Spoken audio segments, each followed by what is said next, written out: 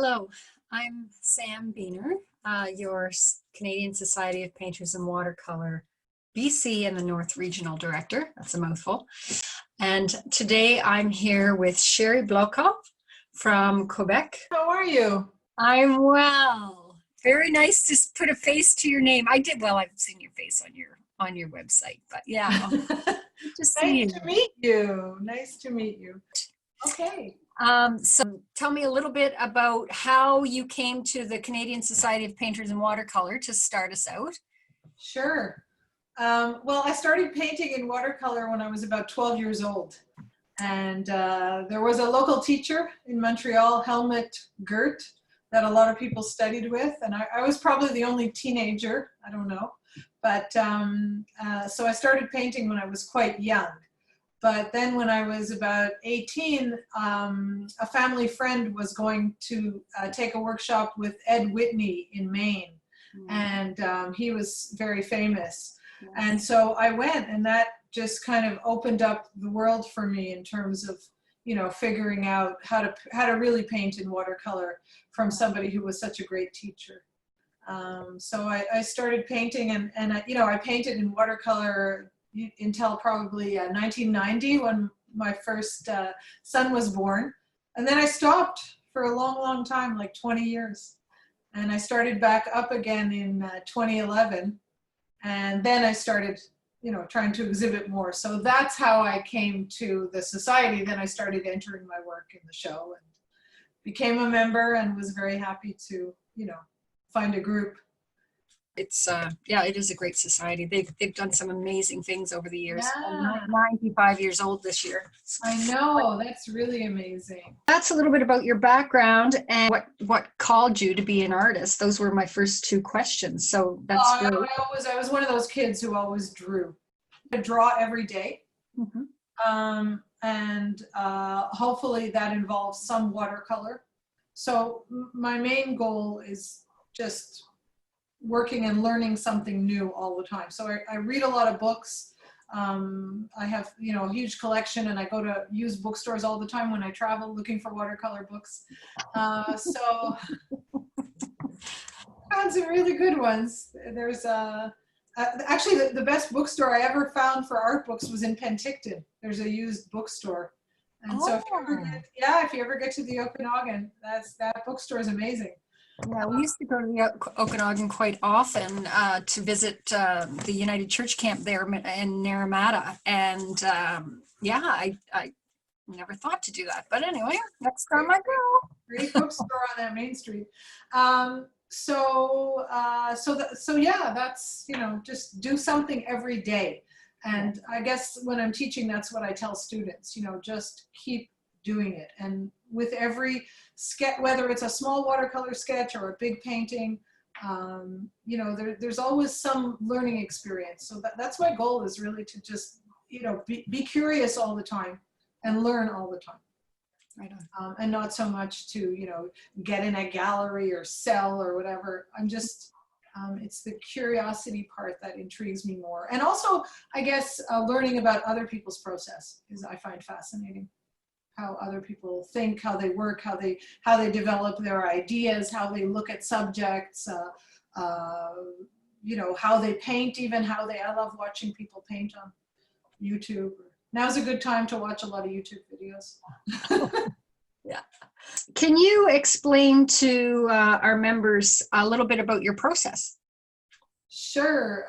Well, when I started back painting again, I actually started by sketching, and I found Urban Sketchers in 2011, and that's a worldwide group of people who sketch on location.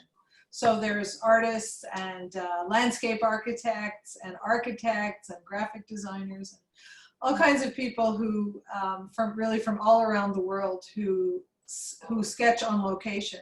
So coming in as a painter, it was kind of different for me. I have like a bit of a different background than other people in that group, but it brought me outside.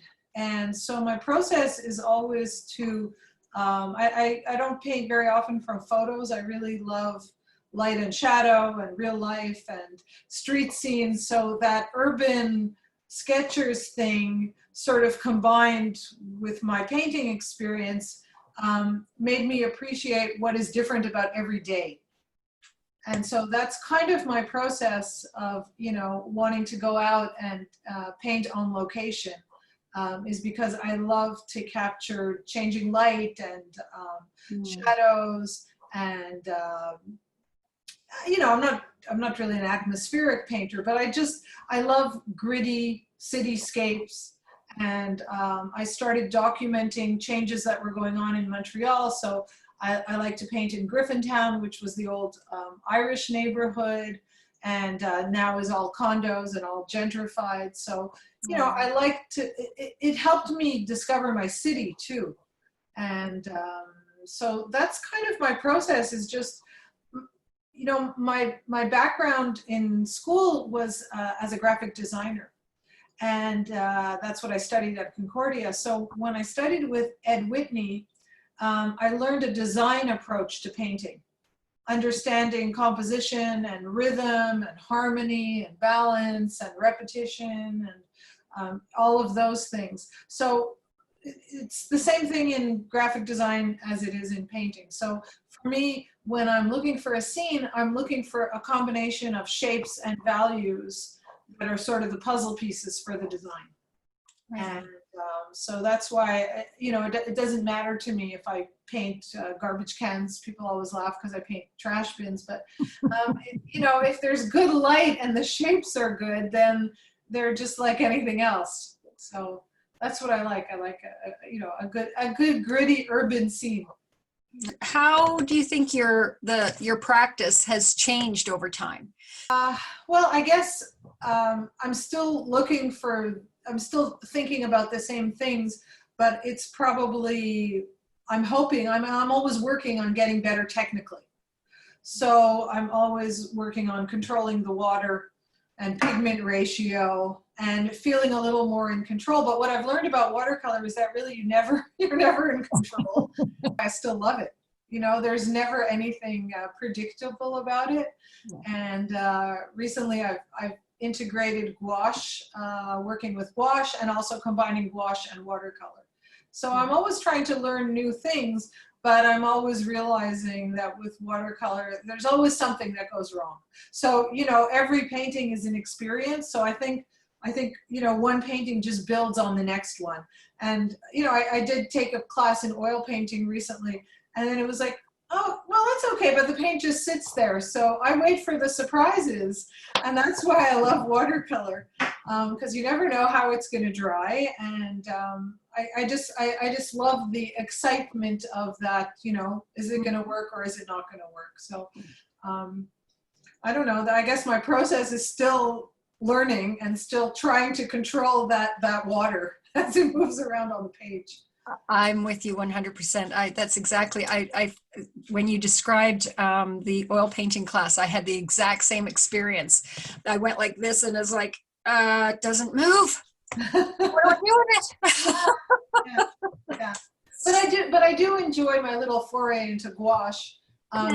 Being able to, what's good actually, it's good for the thinking process, because instead of working from light to dark, you can work from dark to light. Yet it's still water-based, so you can combine transparent and opaque, and it's a little different, but close enough to watercolor that I feel like I'm understanding what's happening, you know? Mm-hmm. Absolutely. And I'm impatient, so oil takes too long to dry. I'm really impatient. It's got to be over quickly, you know? What memorable responses have you had to your work? Well, you know, when I started back, I started a blog in 2011, just as a commitment to myself, because I wanted to post a sketch every day. I wanted to do a sketch every day. And I've had tremendous response to my blog, and have, you know, now over 10,000 followers, and I get a lot of comments, and I've met incredible people. And also through Urban Sketchers, I've gotten to teach all over the world. So I taught in Singapore and in Porto and in Manchester and Amsterdam and Barcelona. So that has been fantastic. And I think, again, it's because I have the painting experience that I bring to the sketching world. And so it's something a little bit different than other people because it's a little more painterly.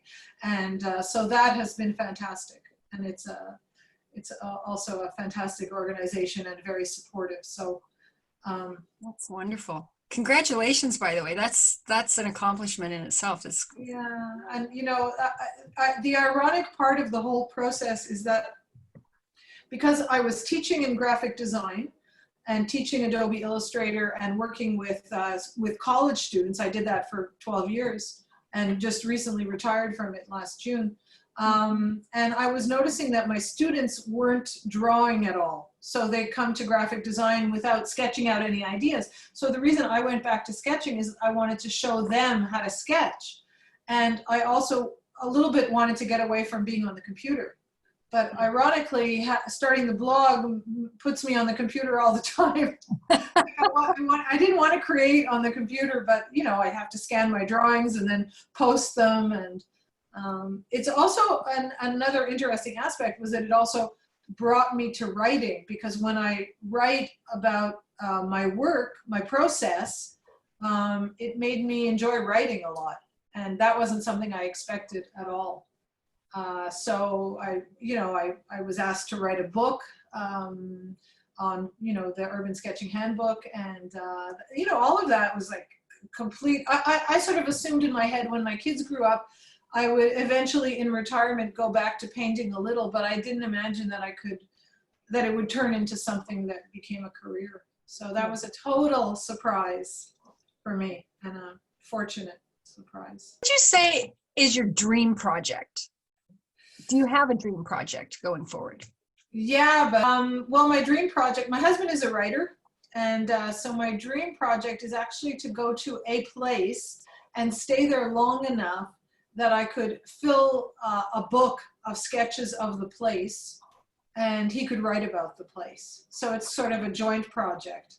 Wonderful. Yeah, you know, I mean, it could be a village in Greece or Wow. something like that. Yeah, that's pretty Yeah, cool. that's my dream project. Yeah. How do you navigate the art world? I have to say I'm not really great at it. You know, because I was working full time until last year, I didn't really have a chance to market my own artwork. Mm-hmm. So I don't have my paintings in a gallery. People see my work online. So what I sell it online if people ask, but I'm kind of bad at marketing. I belong to a local art group. And we exhibit twice a year. We have one big outdoor show and one indoor show. And I was sort of selling whatever I had at those shows. And I don't know, I guess I don't really navigate the art world to answer that question, except for the Canadian Society shows and selling my work privately. I haven't really pursued it because I haven't had time until now. And a lot of my time is taken up by teaching, by giving workshops. So I think that's sort of my passion is teaching. So, you know, I'm happy if I sell things, but I guess because I've had a job all this time, it hasn't been my focus. So if somebody likes something, they ask me and I sell it. So I feel like, you know, why bother in some cases, like going and trying to convince people to, you know, I would love to hear what other Canadian artists, watercolor artists, think on Instagram a lot and Facebook. So those two tools are my main, besides my blog and my website, are my main tools. But, you know, like I said, if somebody sees something and they like it, they buy it. But I'm not, you know, I haven't like done the gallery thing where I go around and I look for a gallery. And also, honestly, I find, and I'm curious really to know about what other watercolor artists think about this. I find that the market in Canada for watercolors is poor. They're not appreciated the way they are in the States. And when I go down, I paint a lot in Cape Ann in Massachusetts in the summer, and I go down and I see like galleries full of watercolor, and people are buying them and loving them. And here you ask people, like I did actually recently go to a local gallery, and she said, well, where are your oils? Your work were to be compared to another artist, whose work would you have yours compared to? Compared to as in it is similar to, or compared to as I would like my work to look like? Yeah, not necessarily to look like, but not to look like, but like aspire to make it as loose as. I love, there's a painter in Australia, a woman named Amanda Hyatt. I don't know if you know her work. I love to have the looseness of Amanda Hyatt. She paints full sheets, and they just on location, like these big paintings on location, standing on the top of a cliff with a full sheet, and they're just, so beautiful, full of light, not pokey brush strokes, just gorgeous. So I've definitely got to check her out. That sounds amazing. Yeah, and she looks, sometimes you see like a lot of people take watercolor courses with one instructor or another, and then their work ends up looking like that instructor, but her work looks like nobody else's, and I just love it. I also just discovered another painter because she was on the cover of Watercolor Artist magazine, Lucy Willis. She's in the UK. Also beautiful work. She did, I just bought her book, Light and Shadow in Watercolor, something. Gorgeous palette, beautiful, fresh. So, I wanted to say that I recently, I was asked by Poppy Balser to be part of the education committee. And since I'm also on the education committee with Urban Sketchers, I was very happy to, to be more involved, to actually have the time now to be more involved and meet more people. And, it's unfortunate that there's no symposium happening this year, but yeah. But no, that was just one thing that I wanted to say, that I'm happy to, I look forward to when we will be able to meet in person. So, and then actually, answer these questions that I have, like, why don't people appreciate watercolors in Canada like they should? Or, right. How do we get that message out there? Yeah, exactly. So, no, I think I sort of told you everything about my process. It's, a new learning experience every day. That's all the questions I have. I just want to thank you for your time and for your contribution to our society and to watercolor in general. Well, thank you for this initiative. So nice. So I hope the link works. And it's a challenge. I taught a workshop on Zoom yesterday in fact, and it worked well. I pre-recorded a demo, and then I shared my screen, and people watched it. It was 2 half-hour segments, and it worked great. So we're all learning Zoom. Yeah, exactly. For many reasons. Yeah. Anyway, I hope things get better in BC soon, and you get to go out. Anyway, I hope you have a great summer. Yeah, you too. All the best to you. And again, I thank you so much. And we'll end with a few images of your work. Thank you.